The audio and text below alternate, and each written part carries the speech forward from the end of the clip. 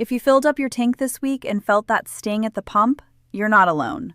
Gas prices just hit $4.18 a gallon, the highest level since the Iran war began. But while everyone's blaming oil markets, something bigger is happening inside America right now.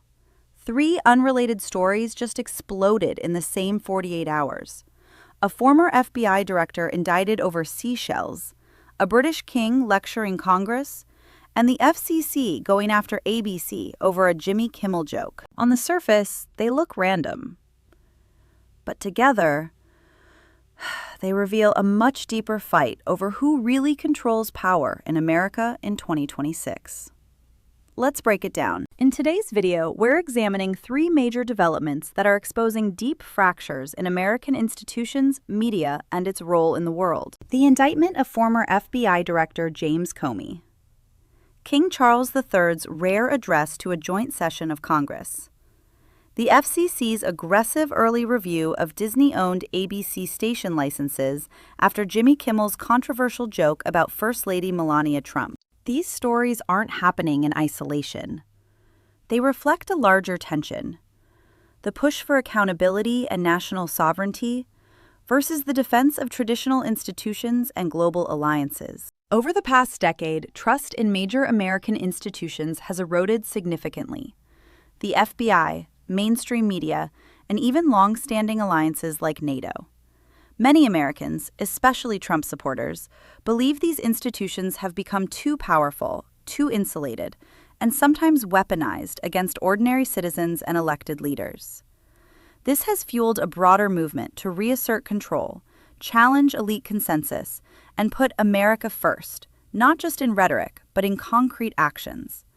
And in late April 2026, that tension has moved from talk to real legal and regulatory pressure. Let's start with the most explosive domestic story: James Comey's indictment. A federal grand jury in North Carolina indicted the former FBI director on 2 felony counts: threatening the president and transmitting that threat across state lines. The case centers on a 2025 Instagram post where Comey shared a photo of seashells arranged to spell 8647. 86 is slang that often means get rid of or eliminate. 47 refers to Donald Trump as the 47th president. Prosecutors argue this was a coded threat in a post-assassination attempt environment. Comey claims it was just an innocent, cool shell formation he found on the beach, says he didn't know the slang meaning, deleted the post quickly, and denies any violent intent. This is Comey's second indictment under the current administration. Next, King Charles III's address to Congress on April 28th. In only the second time a British monarch has addressed a joint session of Congress, King Charles delivered a carefully worded but pointed speech. He warned against inward-looking policies, stressed that global challenges are too great for any one nation to bear alone, and strongly defended the NATO alliance and continued support for Ukraine. Democrats gave enthusiastic standing ovations.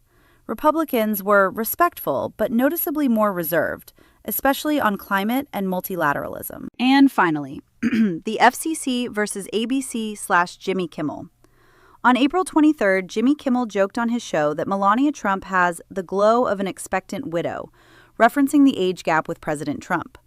Days later, after a shooting incident at the venue of the White House Correspondents' Dinner, Trump and Melania publicly demanded ABC fire Kimmel, calling the joke hateful and violent.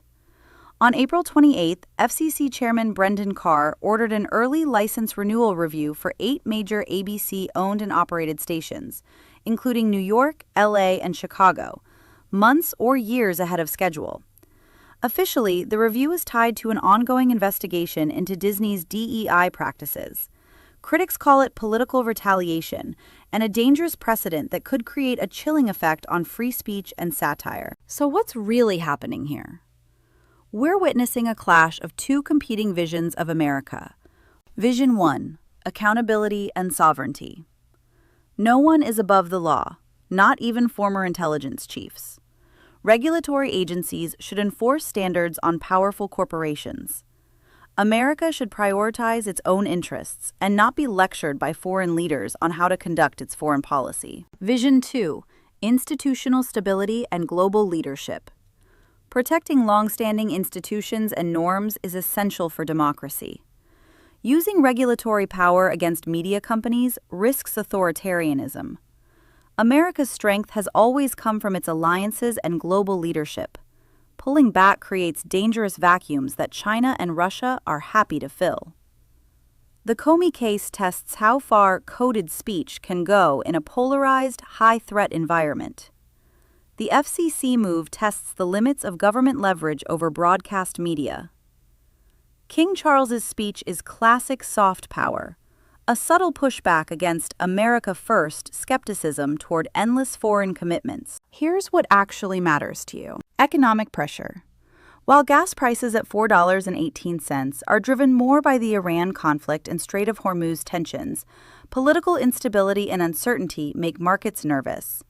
Higher volatility often means higher prices at the pump and more inflation pressure. Media trust. If people believe the government is pressuring networks over jokes, or that networks are biased against half the country, trust collapses further, deepening polarization. National security and foreign policy.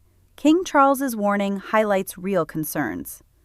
If America reduces its role in NATO or Ukraine, it could shift defense spending, alliance dynamics, and long-term costs borne by American taxpayers and troops. Everyday life. More polarization means more political exhaustion. When institutions fight each other publicly, ordinary Americans pay the price through higher costs, divided communities, and eroded confidence in the system. These three stories aren't just headlines. They're symptoms of a country in the middle of a messy but real institutional recalibration. Is this overdue accountability that will ultimately strengthen America? Or is it risky overreach that could damage important norms and isolate the country? The answer will likely unfold over the coming months, in courtrooms, regulatory hearings, and the 2026 midterms. One thing is clear: the old consensus is breaking down. What replaces it will shape America's economy, security, and daily life for years to come. What do you think? Is this accountability finally happening, or are we heading into dangerous territory? Drop your honest take in the comments below. I read them all. If you want clear, balanced breakdowns of the stories that actually affect your wallet and your future, hit subscribe and turn on notifications. Thanks for watching. See you in the next one.